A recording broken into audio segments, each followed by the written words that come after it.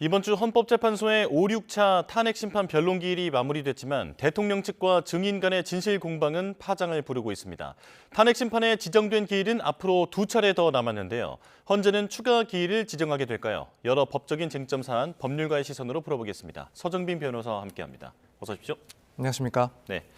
자, 오늘 오후에 들어온 소식부터 알아보겠습니다. 윤석열 대통령 측이 헌법재판소에서 진행되는 탄핵심판 증인 신문 절차가 졸속으로 부당하게 진행되고 있다라고 입장을 밝혔는데요. 이게 어떤 내용입니까? 일단 몇 가지 근거를 들었습니다. 일단 첫 번째는 증인 신문 시간이 지나치게 짧다라는 겁니다. 현재까지 그런 상황을 봤을 때 양측에게, 그러니까 국회 측 그리고 윤 대통령 측에게 각 증인 신문마다 할당되는 그 시간은 신문, 재신문 시간을 합쳐서 모두 각각 45분씩 배정이 되고 있습니다.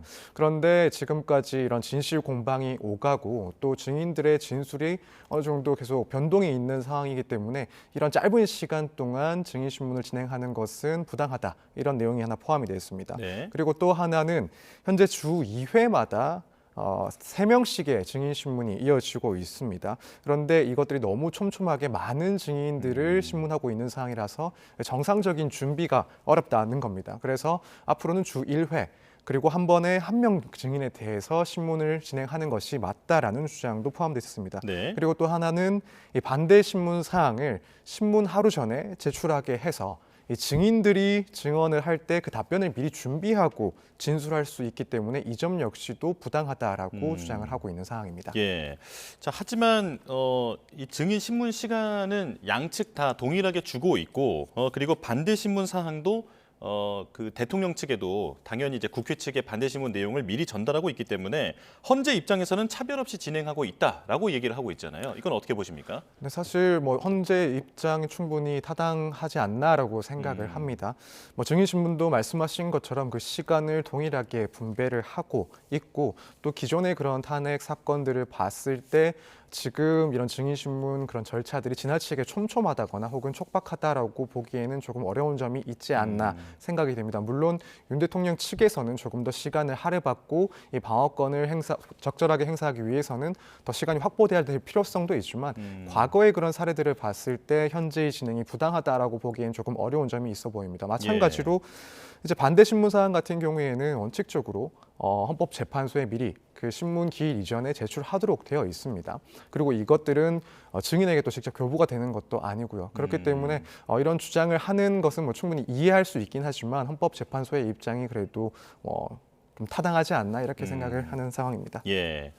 자, 6차 변론에 나왔던 증인 총 3명인데 김현태 707 특임단장 그리고 곽종근 전 특전사령관, 박춘섭 경제수석이 나왔습니다. 자, 6차 변론에서는 무엇보다 국회의원을 끌어내라는 지시가 있었느냐가 쟁점이었는데요. 먼저 관련 이야기 듣고 오겠습니다. 윤석열 대통령께서 그 당시에 증인한테 데리고 나오라고 지시한 대상이 국회의사당 안에 있는 국회의원들 맞죠? 정확히 맞습니다. 707 특임단 인원들이 국회 본관으로 가서 정문 앞에서 대치하고 있는 상황이었고 본관 건물 안쪽으로는 인원들이 안 들어가 있는 상태였습니다. 그 상태에서 제가 전화를 받았었기 때문에 지금 말씀하신 부분들 의결 정족수 문제 안에 들어가서 안에 인원들을 빨리 이제 끌어내라 하는 부분들이 그때 당시는 우리 본관 안에 작전 요원들이 없었기 때문에 전 당연히 그게 국회의원이라고 생각을 하고 그렇게 이해했습니다. 국회의원을 끄집어내라 이랬습니까? 안에 있는 인원을 끄집어내라 이랬습니다. 국회의원이라는 말은 안 했습니까? 전화로 들었던 표현은 안에 있는 인원을 밖으로 끄집어내라 이렇게 들었습니다. 네, 역시 가장 주목받았던 증인이 바로 곽종근 전 특전사령관입니다. 끌어내라라고 지시를 받은 대상이 요원이다, 의원이다, 그리고 인원이다. 여러 가지 표현이 계속해서 달라지고 있는 상황이었는데 지금 전에 보신 것처럼 재판관도 관련 질문을 했었고요. 자, 본질은 뭐라고 봐야 할까요? 결국 이 전체적인 증언의 취지가 무엇인지 이 부분이 가장 중요한 본질이라고 할 수가 있습니다. 네. 이제 당시 상황에 비춰 봤을 때 곽 전 사령관의 그런 표현과 같은 그런 내용들이 현재도 동일하게 그 취지를 유지하고 있는지 여부가 제일 중요한 그런 내용이라고 보여집니다. 네. 물론 이제 요원, 의원, 그리고 인원 이 표현에 따라서 윤 대통령의 입장에서는 이런 표현 내용들이 바뀌고 있기 때문에 신뢰할 수가 없다라는 주장을 펼치는 것은 당연하긴 한데 중요한 건 이런 표현의 차이가 결국 곽 전 사령관의 진술 전체 취지에 변동이 생긴 만큼 중요한 부분인가 이 부분은 또 결국에는 별도로 판단할 부분이라고 생각합니다. 개인적으로는 이런 표현의 차이는 진술 내용이 번복됐다거나 혹은 진술 전체에 대해서 신빙성이 떨어진다라고 볼 만큼 중요한 부분은 아니라고 보기 때문에 예. 결국 핵심적인 내용은 그 이전의 주장들이 일관되게 유지되고 있고 그 취지가 여전히 동일한가 이 부분을 살펴보는 것이 가장 중요하다고 생각이 됩니다. 그렇군요. 자, 그런데 조금 전에 녹취에서도 질문을 했던 재판관은 정형식 재판관입니다. 지난 5차 변론 기일 때는 홍장원 전 국정원 1차장의 메모 표현에 대해서도 계속해서 집요하게 질문을 하는 모습이 있었고요. 그리고 이번 6차에서는 곽종근 전 특전사령관의 직접 들은 표현에 대해서도 면밀하게 들여다보는 모습을 보여줬습니다.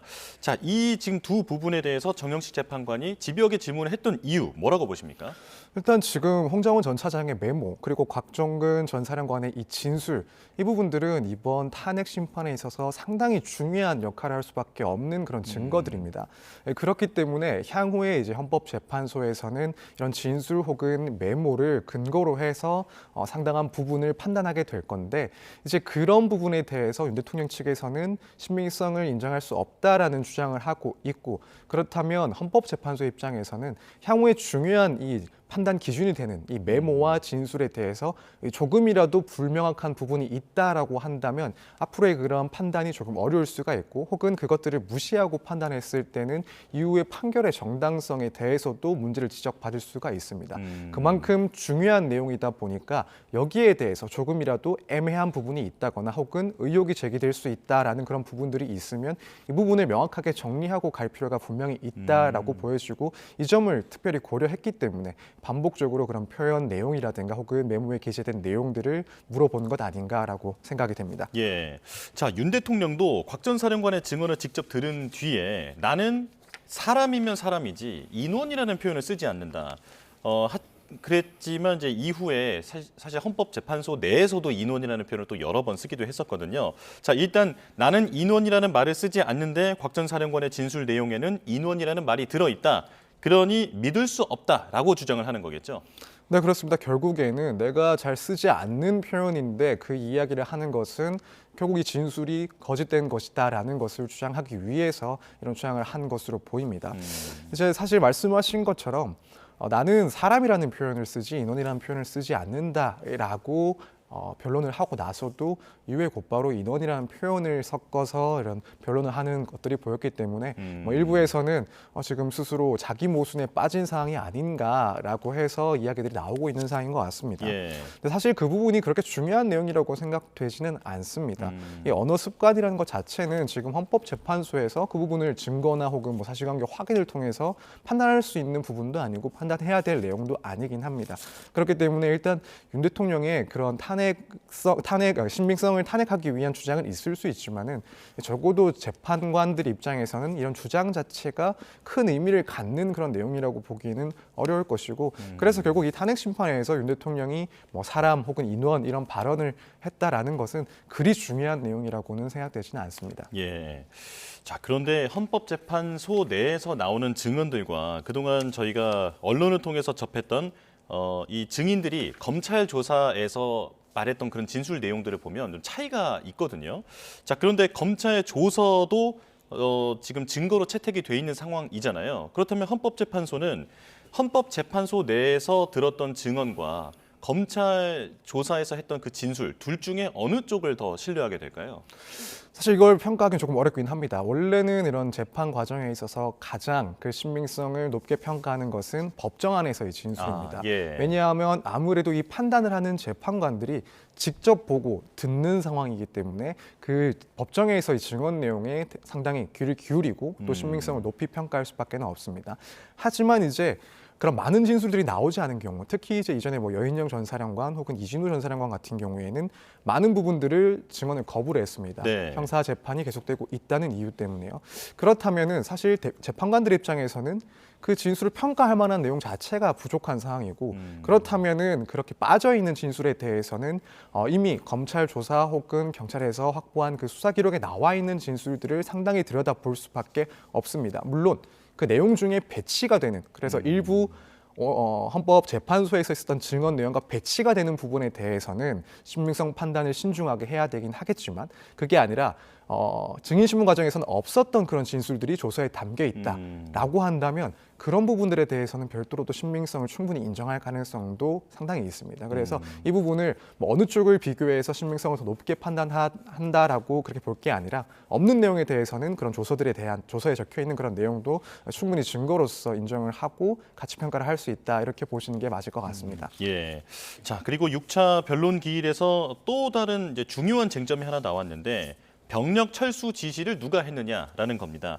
그러니까 대통령 측은 내가 계엄이 국회에서 해제 의결이 이루어진 이후에 나의 지시로 인해서 병력을 철수했다라고 주장하고 있는데, 하지만 곽종근 전 사령관은 나는 그런 지시를 받은 적이 없고 나의 판단으로 병력 철수를 지시했다라고 얘기를 했잖아요. 자, 이 부분도 중요한 점이죠. 네, 그렇습니다. 왜냐하면 이제 윤 대통령의 주장에 따르면, 그래서 당시에 계엄 해제 의결이 된 것을 보고 곧바로 철수 지시를 했다라는 것이 사실이라고 한다면, 앞서 주장을 하고 있는 이 사건 계엄은 일시적인 것이다, 경고성인 것이다, 예. 이런 주장을 뒷받침할 수 있는 내용이고, 반면에 이런 사실이 입증되지 않고 오히려 실제 군 철수는 당시 사령관들의 판단에 의한 것이다라고 한다면 윤 대통령의 그런 주장 자체가 정면으로 반박되기 때문에 무척 중요한 쟁점에 해당을 합니다. 그렇군요.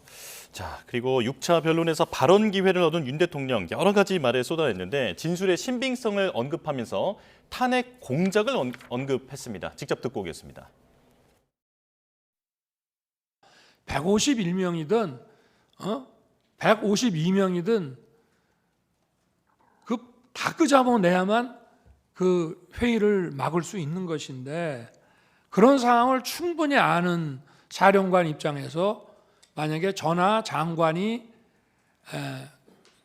의원을 끄집어내라는 취지의 얘기를 했다면 그냥 즉각 이거는 지금 현재 상황이 이렇기 때문에 우리 병력으로는 불가능합니다라고 얘기하는 게 상식이지, 그저께 상황과 오늘 상황을 보니까 12월 6일 바로 이 홍장원의 공작과 12월 6일 우리 특전사령관의 김병주 TV 출연부터 바로 이 내란 프레임과 이 탄핵 공작이 저는 시작된 거로 보여지고요.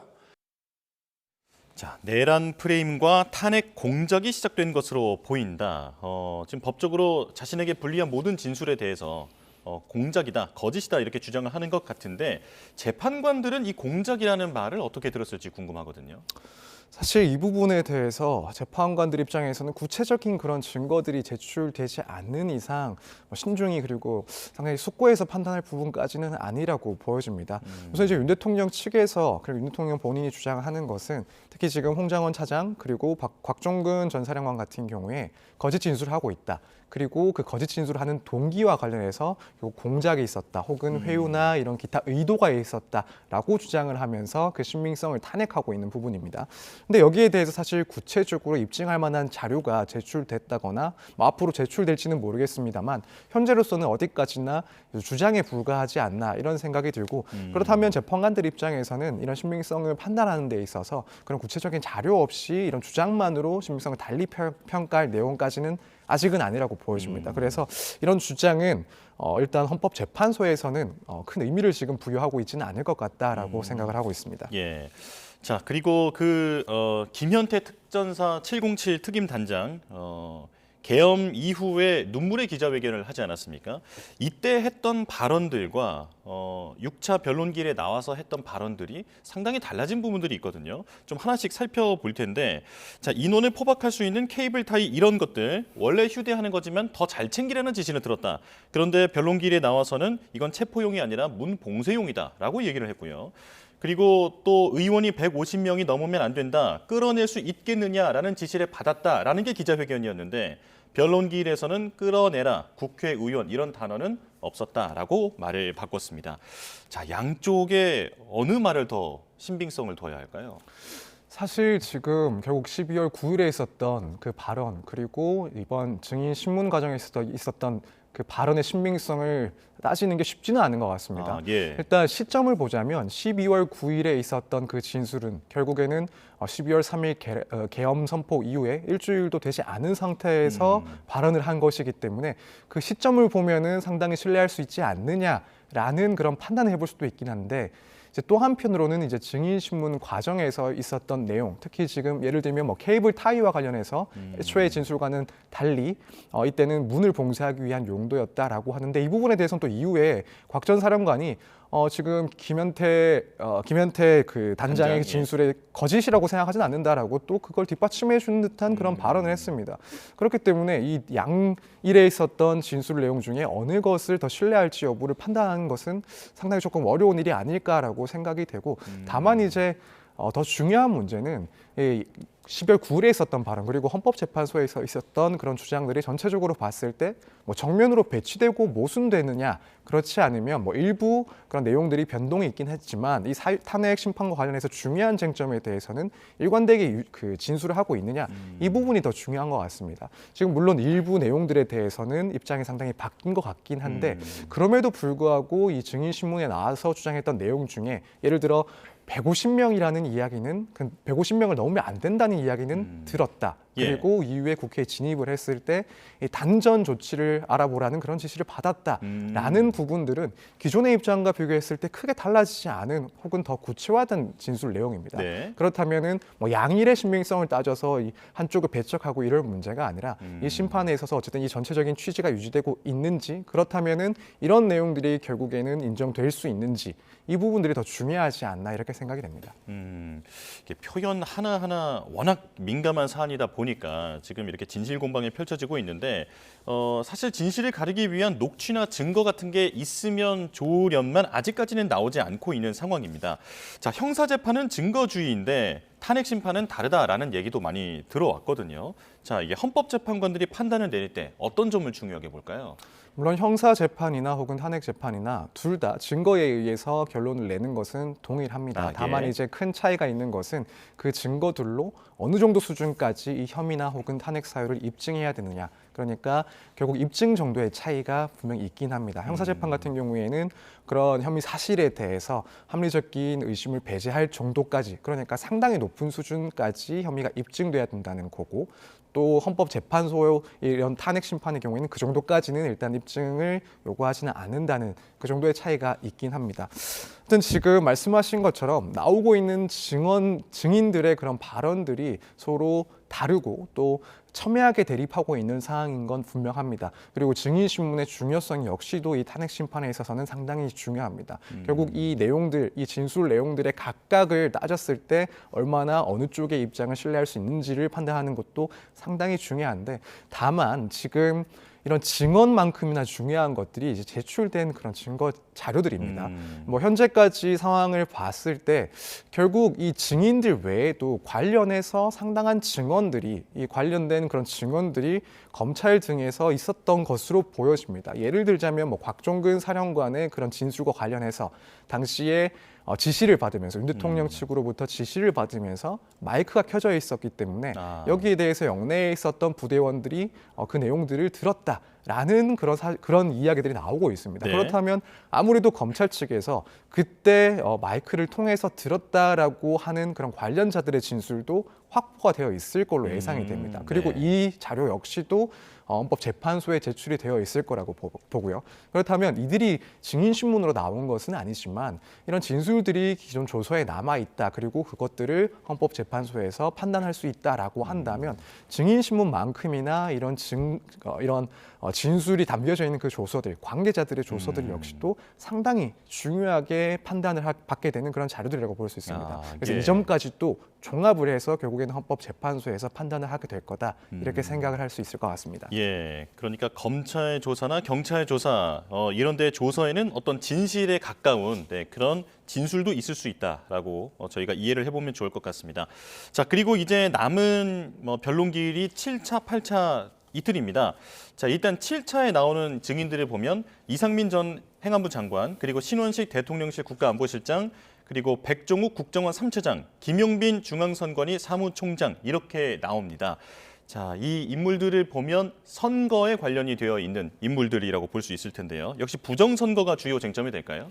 네, 일단은 뭐 지금 이 면면을 봤을 때는 말씀하신 것처럼 부정선거 의혹과 관련된 그런 질문들이 윤 대통령 측에서 많이 나오지 않을까라고 생각이 됩니다. 예. 그리고 그 밖에도 뭐 국정 운영과 관련해서 이런 선거 문제뿐만 아니라 뭐 이제 야당 측의 그런 문제로 인해서 국정 운영에 상당히 어려움이 크지 않았냐라는 그런 질문들도 다수 나올 수 있을 거라고 보여지고요. 그래서 우선 말씀하신 그런 부정선거 의혹 혹은 국정 운영의 어려움 등에 대한 그런 진술들이 이어지지 않을까라고 생각은 되는데 이제 또 한편으로는 이제 나오고 뭐 8차 변론기일들이 예를 들자면 뭐 조주혁 경찰청장이나 혹은 김봉식 서울경찰청장도 이제 증인신문 대상이 됩니다. 그렇다면은 결국 이 증인들에 대해서는 국회 측에서 이 계엄 선포 당시에 어떠한 지시를 받았는지 국회를 봉쇄하라라는 그런 지시를 받은 것은 아닌지 이 부분 역시도 이전 변론기일 증인신문과 마찬가지로 중요한 쟁점 중에 하나라고 보는 게 맞는 것 같습니다. 예.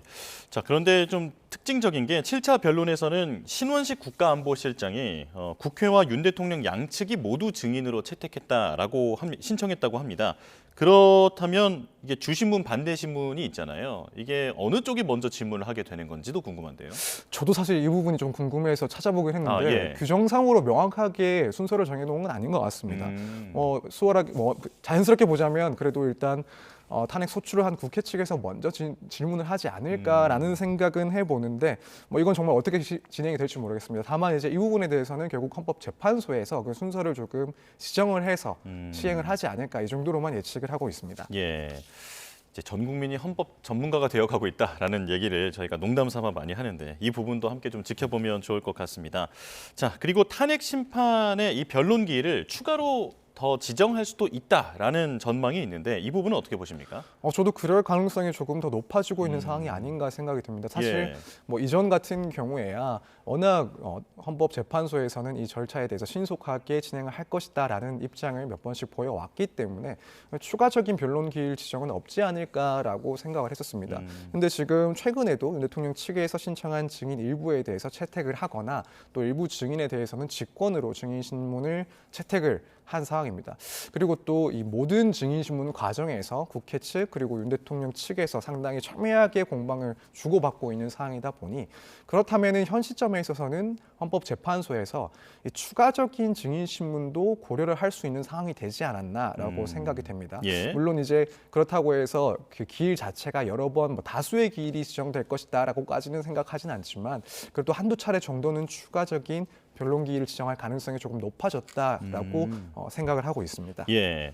자, 이제 형사재판 얘기로 넘어가 보겠습니다. 윤 대통령을 제외한 내란 혐의 핵심 피의자들에 대한 재판이 잇따르고 있는 상황인데 공판 준비 기일은 피고인 출석 의무가 없잖아요.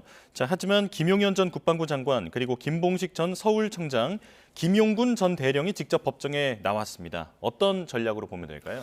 사실 뭐 공판 준비 기일 같은 경우에는 대리인이 선임되어 있는 경우에는 본인이 직접 출석을 할 의무가 없습니다. 네. 그래서 많은 경우에는 변호인만 출석을 해서 진행을 하게 되고 이때 사실 다루는 내용도 앞으로의 그런 절차라든가 혹은 증거에 대한 의견을 나누는 거기 때문에 본인이 사실 출석을 할 필요까지는 없는데 그럼에도 이런 피고인들이 직접 출석을 했다라는 것은 결국 이 재판 시작 단계에서부터 이런 뭐 증거나 절차적인 의견을 제시하는 것뿐만 아니라 본인이 현 사건에 대해서 어떻게 생각하고 있는지 어떤 이유로 무죄를 주장하고 있는지를 주장할 수 있는 뭐 기회가 될 수 있기 때문에 이런 점들을 미리 처음부터 강력하게 주장을 하고 앞으로도 일관되게 이런 주장을 이어나갈 것이다라는 그런 모습을 보여주기 위한 전략이 아닐까 이렇게 생각을 하고 있습니다. 예. 자, 그런가 하면 김용현 전 장관이 사실 처음에 조사를 받을 때 검찰에 자진 출석한 뒤에 긴급 체포되지 않았습니까? 그런데 이후에 대검 차장검사와 김용현 전 장관이 비화폰으로 통화한 것으로 알려지면서 이 과정에 윤석열 대통령이 개입한 것이 아니냐라고 하는 주장이 야당 측에서 나왔습니다. 있습니다. 만약 윤 대통령이 김용현 전 장관으로 하여금 검찰에 자진 출석하게 하는 그런 어떤 압력을 가했다, 개입을 했다라고 하면 이 부분이 어떤 문제가 되는 사항입니까? 사실 그런 개입이 확인된다라고 하더라도 곧바로 법적으로 특별히 문제를 짚어내기에는 조금 어려운 사항이 아닐까 생각은 듭니다. 물론 네. 뭐 직권남용이라든가 이런 부분들이 문제가 될 수 있긴 하지만 지금까지 의혹 자체만으로 어떤 혐의를 바로 잡아내는 것은 조금 어려운 것 같고, 다만 이런 법적인 쟁점도 물론 앞으로 문제가 될 수 있긴 하지만 지금 이런 상황 때문에, 이런 의혹 때문에 이야기가 나오고 있는 것이 이제 경찰에서 그 영장 청구를 했을 때, 그러니까 김용현? 김성훈 그 경호 차장에 대해서 검찰 측에 영장 신청을 했을 때 2번 반려가 됐었습니다. 예. 근데 그 이유에 대해서 지금 이런 뭐 비화폰 관련된 이야기가 나오는 상황에서 제기되고 있는 의혹이, 그렇다면 검찰에서 이런 비화폰과 관련된 그런 압수수색을 막기 위한 뭔가 발생할 수 있는 그런 의혹을 차단하기 위해서 이 영장 신청을 기각하고 반려한 게 아닌가라는 그런 의혹이 제기되고 있는 상황입니다. 예. 이 부분에 대해서는 앞으로 뭐 사실관계 등을 더 확인은 해봐야 되겠지만, 추가로 드러나는 점들이 있다라면 결국에는 이 수사 과정 전체에 대해서 뭔가 검찰 측의 그런 부당한 개입 혹은 뭐 윤 대통령 측의 부당한 개입이 있었다라는 점이 그 의혹이 더 커질 수 있는 상황이라고 보여집니다. 예, 그러니까 쉽게 정리하자면 야당 측에서는 대통령 측과 검찰이 짬짬이를 하고 있는 게 아니냐라는 식의 그런 의혹을 제기하고 있다라고 이해를 하면 되겠습니다. 자, 그런가 하면 재판부가 오는 20일에 윤 대통령의 첫 공판 준비 기일을 진행한 이후에 앞으로의 윤곽을 세우겠다는 입장입니다. 지금 내란 혐의 피의자들과의 병합 가능성은 어떻게 보십니까? 상당히 있지 않을까 생각을 합니다. 일단 이 재판부에서는 결국 내란 관련된 혐의자들의 재판을 모두 담당을 하고 있다 해도 뭐 과언이 아닌 재판부이고, 또 재판부 입장에서는 만약 병합을 하게 된다면은 앞으로의 재판을 조금 더 원활하고 신속하게 진행을 할 그런 가능성이 훨씬 높아집니다. 네. 예를 들면은 관련된 자들에 대해서 증인 신문을 진행할 때 만약 병합이 되지 않은 상태라고 하면 이 해당 증인이 각각의 재판마다 별도의 증인 신문에서 똑같은 내용을 진술해야 되는, 그래서 재판이 전체적으로 지연되는 그런 문제가 발생할 수가 있습니다. 그 밖에도 이 많은 증거 기록들을 검토하는 데 있어서 아무래도 병합이 되면 훨씬 더 그 판단이 수월해질 수도 있고요. 이런 점을 고려한다면 이 재판부에서는 병합 가능성도 상당히 높게 보지 않을까라고 생각은 들고, 다만 이제 사안이 워낙 중대한 만큼 이것을 뭐 일방적으로 결정한다기보다는 결국 검찰이나 혹은 윤 대통령 측의 그런 의견도 구하고 이를 조금 종합해서 결론을 내리지 않을까 이렇게 생각이 듭니다. 예. 자, 오늘 주제가 상당히 많은데요. 마은혁 헌법재판관 후보자 얘기도 짧게 나눠보겠습니다.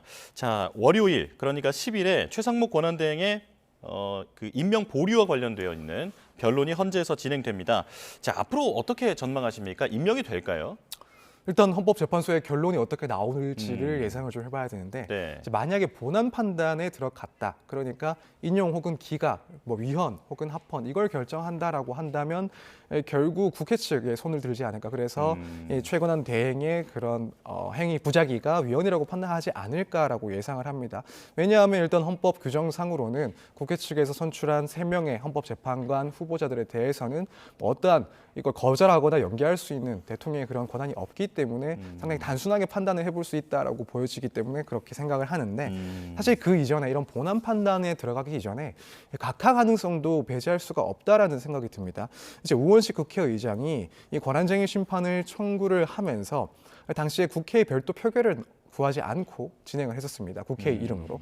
근데 이제 과거의 이 권한쟁의 심판 사례들을 비추어 봤을 때 해당되는 그 문제되는 그런 권한이 국회의 것이다라고 한다면 국회의원이 여기에 대해서 심판 청구를 했을 때는 각하를 했었습니다. 네. 그래서 이전 사례와 동일한 사례다라고 판단을 한다면 각하가 될 가능성도 존재한다.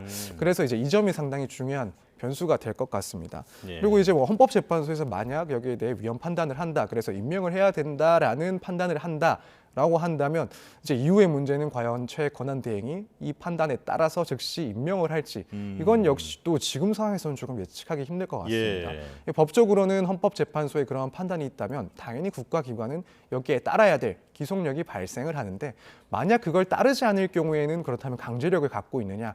사실 규정상으로는 이걸 강제할 수 있는 방법이 없습니다. 그렇다면은 최 권한대행 입장에서는 만약 헌법재판소에서 그러한 취지의 결정이 나온다 하더라도 시간을 가지고 임명을 할 것 혹은 조금 더 지연을 할 그런 가능성도 분명히 있을 것 같습니다. 그렇기 때문에 결국에는 결론에 있어서 헌법재판소에 추가적으로 이 재판관이 임명될지 여부에 대해서는 이런 변수들에 따라서 조금 지켜봐야 될 사항이 아닌가 생각이 됩니다. 예. 자, 마지막으로 이재명 민주당 대표의 사법 리스크 관련된 질문도 드리겠습니다. 자, 최근에 이재명 민주당 대표의 측근으로 알려진 김용전 민주연구원 부원장이 불법 정치자금 수수 혐의로 징역 5년을 선고받고 법정 구속됐습니다. 자, 이재명 대표의 재판에도 영향을 미칠 것 같은데요. 어떻게 보십니까?